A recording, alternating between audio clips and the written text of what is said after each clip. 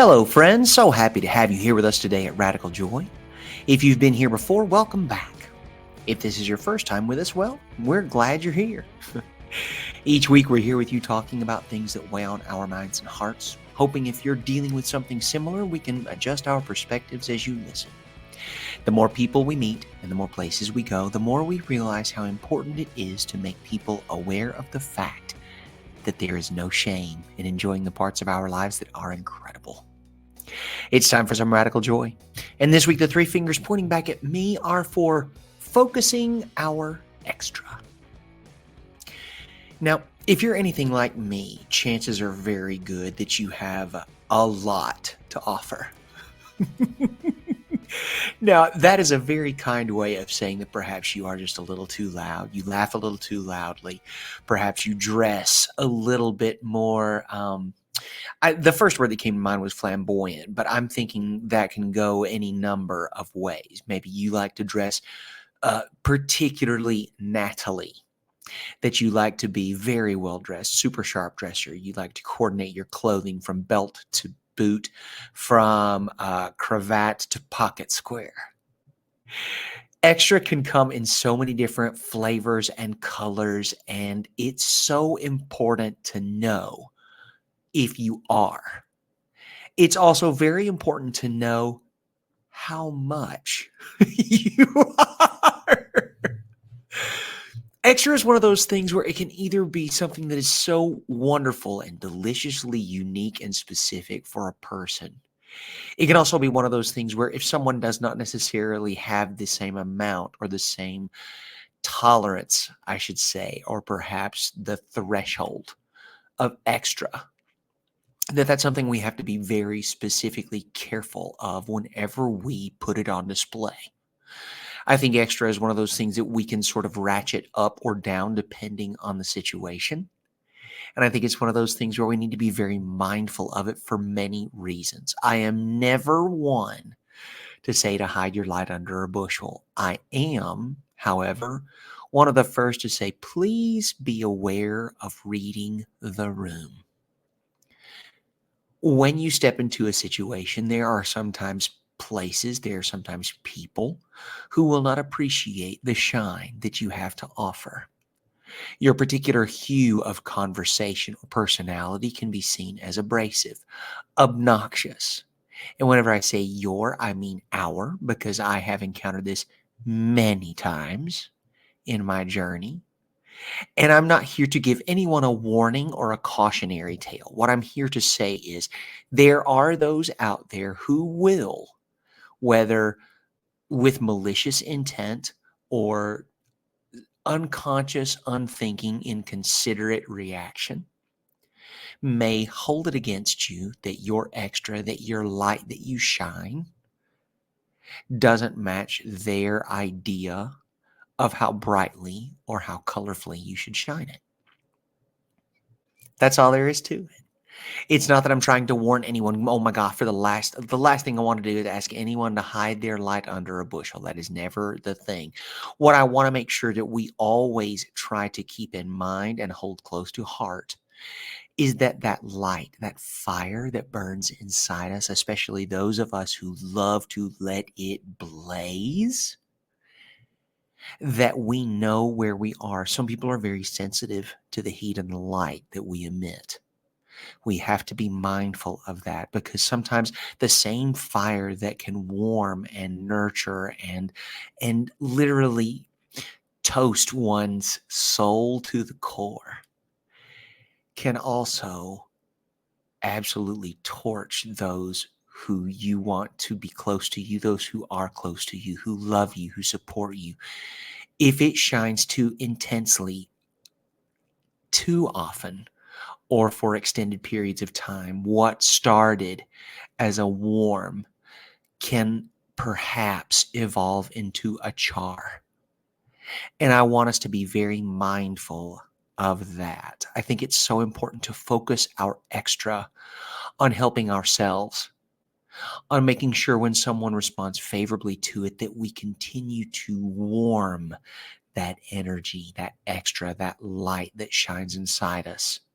Add a little more fuel to the fire. Make sure that it continues to grow and build to the fact that it will help and heat and warm and nurture those around us instead of building it to such a fever pitch that it can actually damage those around us. Yes, it's possible.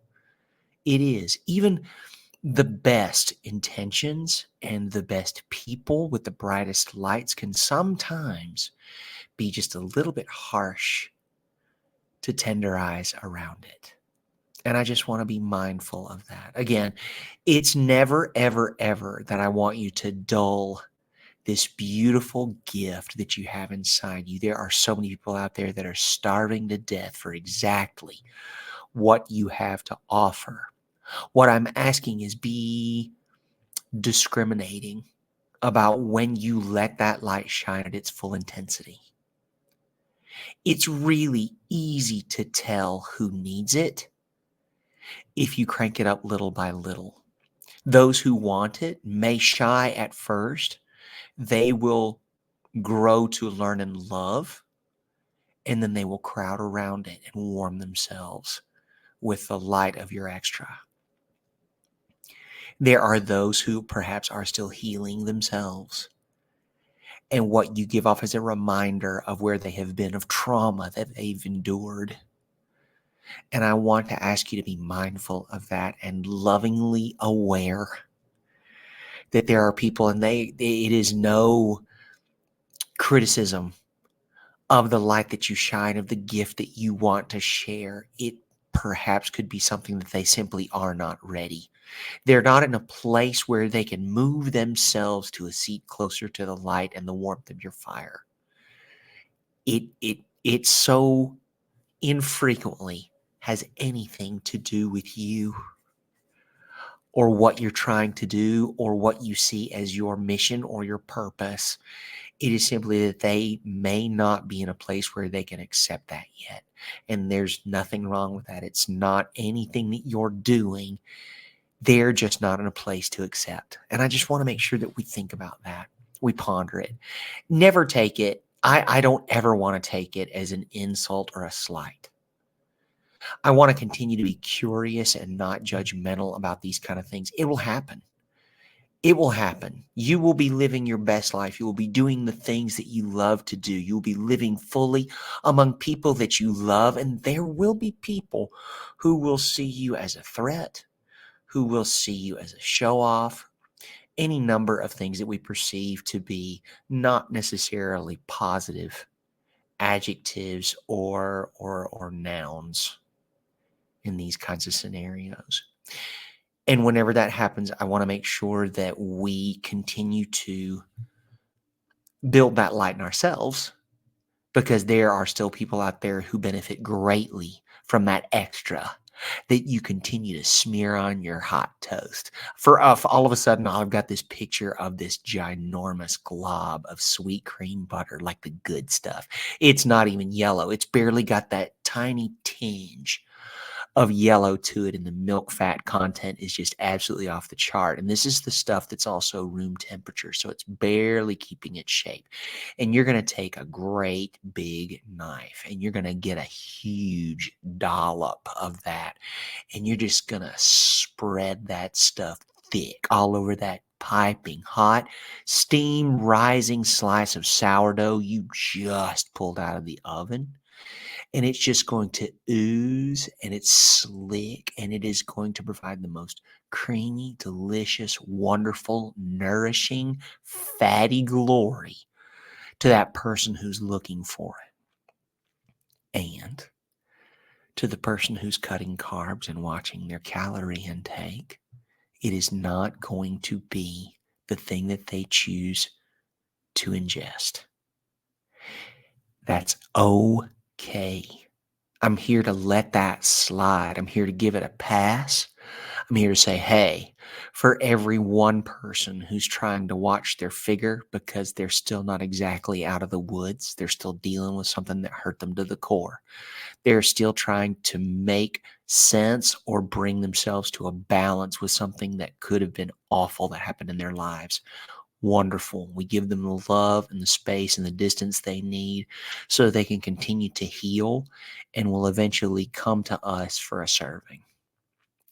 For those of us who are looking to stuff themselves with that soft, gooey, spongy goodness, get your seat at the table. Get yourself a plate. We are here to eat. Okay. It's just so important that the things that we continue to do, I want us all to operate from a position of abundance. Okay.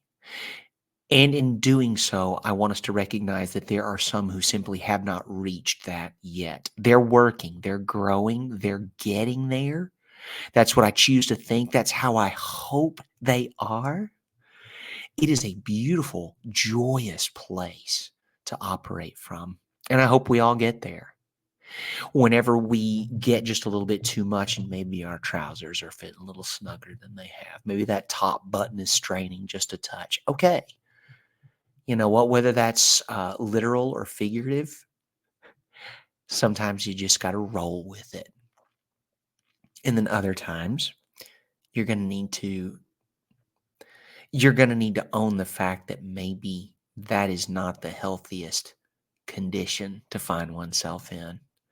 And you're going to have just a little bit of lean time so you can sort of shave off that extra so that your trousers fit the way that you're expecting them to fit, so that that button no longer strains or puckers at the placket of your shirt or blouse.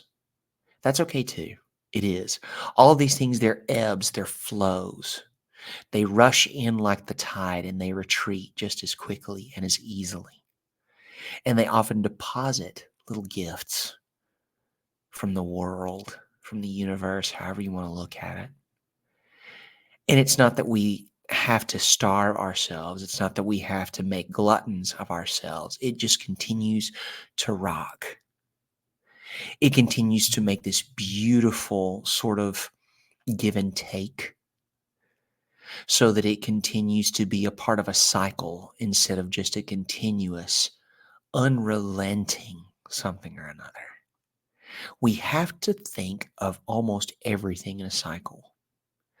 Without what is it? Into each life a little rain must fall in order to be able to appreciate the fullness, the warmth, and the brightness of the sunshine. April showers bring May flowers.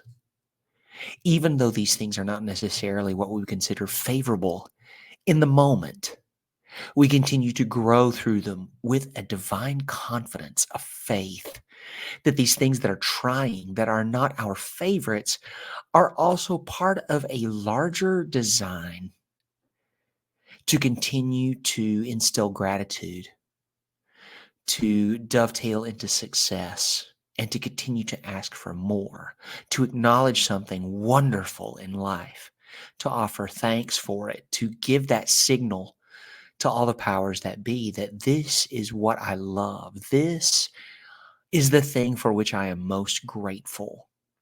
I would like more, please.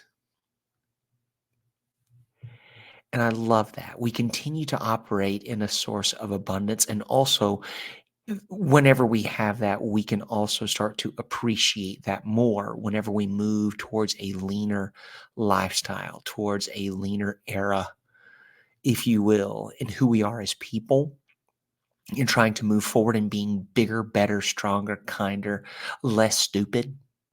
I'm always, for whatever reason, I have this odd hang up about wiser or smarter. I never want to get too big for my britches in that respect. What I want to say is that I continue to whittle away at the stupid because I continue to learn more and better, and that pushes out the capacity I have to hold the stupid in this big old pumpkin I sit on top of my shoulders. I would love to consider myself wiser just from the sheer number of experiences I've gotten to enjoy, from the revolutions I've made around the sun, from any number of things. I don't want to get caught up in the age equals wisdom equals respect, yada yada yada. You get what you earn. Okay? I want to move us all away from this thing that just because someone is X, they deserve Y. No. The way you earn Y is by being a good person, by growing into it, by deserving it. It's not because you live forever, because I know a whole lot of folks that still got a lot of learning to do, even well into their golden years. Not a criticism necessarily. It's just like, well, the opportunities have been knocking on your door for the past 30 years, and you just refuse to open the door because you've already taken a peek out the window and it doesn't look like anybody you recognize. What you don't know is that that's their kid. Bears a resemblance. It's not the one you know. It's the next generation. And there's a lot to be learned from something like that. And they're knocking. They would love to make that connection, make that new idea, form those new synapses, because we're all trying to move forward. It always makes me smile, a wan smile, whenever I see people that are always just clinging to old ways, old things. If it was good enough for grandpa, it's good enough for me. Well, for some things, absolutely. For others, not even a little bit. There's no way that I could fit into a pair of overalls or a suit that my grandfather could fit into. Grandpa McCoy probably, because he and I are built very similarly, but Grandpa Bullard and I just don't see that happening. We are fed differently. We are raised differently. The foundations are there for certain. The materials which we use to build our homes, our offices, our restaurants, our libraries, our computer science centers, those materials are different than what they used back in the day. And the wise man, the less stupid man, continues to look and assess and see these things, the writing on the wall, and continues to move forward. And those who insist on the old ways are often outpaced. And it's funny too, a lot of the newer ways of doing things can be a lot less costly. So they can get it done a lot faster. They can get it done a lot grander instead of just insisting on clinging to the old ways. Okay, well now wait a second. Now hold on. What does this have to do with focusing on our extra? Well, there are a lot of things happening this day and age that I don't think a lot of folks from back in the day would appreciate as much. It's okay. It's one of those things where we have to, again, read the room. Where are you? Okay, do we take a more traditional approach to this, or do we take a more progressive approach to this? It depends on what your goal is. It depends on who your audience is. It depends on whether or not you give a hoot. And that's okay to say too. It just always watching. I'm not saying try to blend into every room you step into. That's not it at all. I want you to be the same steadfast wit or integrity or very specific crayon in the box. I also want you to see whether or not you're going to use the point or the side, or if you're going to need to peel some of the paper away to sharpen, or if you're going to forgo the point altogether and just use the butt end, because you can do that too. Now, is it the most effective way? Well, I guess that just depends on your project, doesn't it? If I need to make a broad, light stripe, I can use that butt end just as easily and as effectively as I could on the front. Always be mindful of the tools you have at your disposal and the projects that lie in front of you and how you can use those tools to accomplish whatever that project has that needs doing. I used to try to hide my extra. It was one of those things where if I was at my happiest, it would shine like the top of the Chrysler Building. Not a flex. It's just one of those things that I did. I was a very happy young man. I'm a very happy, mature man most days. Whenever you catch me at my height of contentment, it can be a lot. And I mean a hell of a lot. I make no apologies for it now. I used to back in the day. It used to confuse me why it was abrasive to some. It used to hurt my feelings really badly when I was younger because I was just trying to be me. I was just trying to be happy. I was succeeding at both of those things, being me and being happy. And for whatever reason, doing those things for some people was really difficult for them to watch, be around, etc. That was not my problem to solve. That was never my issue. That it was just me being me. It was doing the things that I loved, and whenever I would do that, and if I would succeed at them, which, if I can be kind of candid without sounding egomaniacal, the more I enjoyed something, the better I was at it. And I think that carries over to now. And I don't think that's really an uncommon situation. I think if you love doing something, it should only go part and parcel with the fact that you probably succeed at it very much. And if you don't now, the love for it will continue to push you toward it, will continue to get that rehearsal in, that repetition, that practice makes permanent situation. The proficiency will come. And because you love it as much as you do, you will continue to do it and it will continue to grow inside you and get better. And sometimes that's hard for folks to look at. We live in a time where mediocrity is celebrated. I'm not trying to sound all get off my porch here. I'm just here to say that mediocrity is something we butt up against literally every day of our existence, especially in this United States of America. I see it. I know you see it. I don't love admitting it. I don't want to think about it. I want us to be the greatest nation in the world. I also want to make sure that I don't come across as ignorant when I say something like that with very little proof to offer. In a world of mediocrity, would it not stand to reason that offering just a little extra would set you apart from the crowd? Right? A little extra could be incredibly nourishing to someone who is feeling humdrum, or perhaps they're feeling just a little bit extra themselves and they haven't made the move yet to know that they are the unicorn, not the old gray mare. Huh? Exactly. Your extra is something that's a gift. It is a shining gem. It is a treasure. And just because people can't see the value in it doesn't mean you need to try to hide it or give it away or press it down or try to get rid of it altogether. That's not it at all. It just means that if you know you're around someone who is dealing with their own healing or someone who deals with envy, and that's all fingers pointing back to me, I'm working on it, that perhaps it would be best if we were a little more subtle in our shine. Again, never, never, never, never think that I'm trying to extinguish anyone's flame or to hide a light under a bushel. I've used that phrase a lot. I keep going back to that song that we used to sing in Sunday school. Won't let Satan it out. I'm not going to let this whole world it out.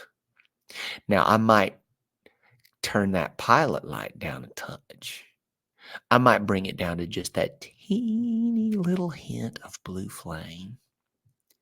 But if you think I'm going to let this old world snuff it, y'all might as well give that up. Because whenever I'm around my people, when I'm around my folks who have their own things going on, so they can support me and love me and encourage me whenever I'm chasing a dream of my own, that's when you crank that sucker up to 11. Let it blaze. They know, and they're going to give you the room for it, and all they're going to do is dance around the flames, okay? They're not going to get too close to it because they know just how intently your fire can burn. They know if they get too close, it might harm them. They also know that they can't go too far away because they'll start to chill. And somewhere between too far and too close is this wonderful, perfect orbit around this incredibly shiny center that is the friend they have in you. And your extra is focused on your intention. You've set it, you've made a goal, you've got something in mind, and now you're working toward it. And along that way, there are these small milestones that continue to ding every time you pass them. You know in your heart you're getting closer, even though the progress may be slow and the steps may be small. You know the progress is being made. And because of that, you almost reflexively start to shine a little bit brighter. You start to vibrate and thrum, and it just feels so good to know this thing that you have wanted for so long. And you don't think that you're taking big steps about it. It was never about the big steps. It was about the consistency. It was about making those small steps every day. Making sure you shine the light at just the right temperature and just the right brightness. And whenever you're around your folks, you can turn it up. And whenever you're not, you can let it smolder. That's fine. It is. All this extra is only extra to the folks who can't handle it. For the rest of us, it's absolutely perfect. It is just enough. It's like that one square of chocolate with that teeny tiny shot of espresso after this really nice meal. It is just enough. And I love thinking about it like that. You focus your extra on the things every day. Whenever I journal, there are 5 things that I write down. There's travel, there's finance, fitness, concert, and book. Now I'll sit down to try to write something on this book, and I'll start writing something and I try to write it as though this is okay. I don't want to get too out of hand, and I don't want to get too crazy, and I don't want to make it to sound too country, and I don't want to do this. Whenever all of everything that anybody ever wants to hear me say, do, or write always comes out in the voice that I think needs changing or muzzling or breaking. Maybe that's right. I can't help feeling like I'm getting just a little too carried away with trying to keep my extra in check. For my finance things, I'm always trying to make sure I build up security in savings and making sure that my investments are working properly and paying off and, building toward a bright future where I don't have to worry so much about finances. Not that I do, but I think anyone who isn't at least concerned or preparing for the future is not being very forward thinking. For my fitness, sometimes my nutrition is great. Today I had an incredible workout. I felt so good whenever I finished. I felt like walking up with a couple of those giants in the gym and just hugging them and just saying, "Hey, thanks for the motivation. I don't know your name. We've said 7 words to each other in the 2 years I've gone here. Thank you for being the guy that I look to for motivation whenever I just could not be bothered to come to the gym and kill myself in the hopes of self-improvement." The concert is coming, and I keep trying to think of songs that matter to me versus songs that I could impress someone with, how high a note I could sing or how long I could hold a note or something silly like that. Your extra is what you bring to it. It's not that I want to impress anybody. Pardon me. I want to impress everybody all the time. Make no mistake. I want to do that by being the best me I can be and by making sure that I focus my extra on getting the things that are important to me done in a way that I would be so proud of. And I don't think there's anything wrong with that. I think we could all work towards something like that. And whenever we start to feel a little bit insecure, we start to feel a little bit shy about things. I want us to look around the room, see who surrounds us. And if those aren't the people who really want you to blaze, I'm going to need you to look for another room. I love the time we get to spend with each other. Thank you so much for joining us for yet another episode of Radical Joy. If this is your first episode, welcome. We are so happy that you're here. Hopefully, you found something in today's time together that moved you to speak to whatever it is you're listening on. Maybe it's your phone, maybe it's your car, I don't know. But hopefully, something that we said today, maybe you catch yourself nodding in agreement. Maybe you emphatically disagreed with something that I said. And so you wanted to speak back to wherever you're listening on whatever device. Great. Exactly. Like I mentioned earlier, mediocrity is not our friend. What I want to do is bring us to a place where we are so passionate, where we are so moved that we will speak to someone who's not in the room because they've said something so important, something that needed a reply so badly that we couldn't help ourselves. And that's exactly what we did. If you're the type to leave a review, please leave us a 5-star review. Nothing would please me more than to receive a screenshot of wherever you reviewed Radical Joy, gave us 5 stars, high marks. I would be more than happy to make sure we get you a sticker, one that you can put on a journal, a water bottle, a laptop, wherever it is you feel like sticking it. As always, I'm always so grateful for the time we get to spend together. These episodes are a huge help to me, and I hope that there was something that we discussed today that was a help to you as well. Love y'all. The bottom line is, use your words, friends. Thank you for joining us again in this moment of radical joy. If this is your first time, we're so happy you're here. Take a moment to check out our archive, see if there's something else that fires you up, rekindles the joy in you. And hey, spread the word if you enjoyed it. We welcome reviews and messages. Let me know what you want to talk about. I rarely run out of things to say. So if there's something on your mind or heart, I want to hear from you. Don't forget, there is no shame in joy. I am not a therapist or a medical professional. If you're experiencing a mental health emergency, please call 911. This content and other content produced by CLW Studios and affiliated partners is not therapy, and nothing in this content indicates a therapeutic relationship. Any opinions of guests on this podcast are their own and do not represent the opinions of James or CLW Studios. Please consult with your therapist or seek one in your area if you're experiencing mental health symptoms. Anything in this podcast is for educational and entertainment purposes only. Learn more about James and CLW Studios. Follow the link in the show notes. Don't forget to leave a review, and hey, we'll send you a sticker. Just send a screenshot and let us know where you want it sent.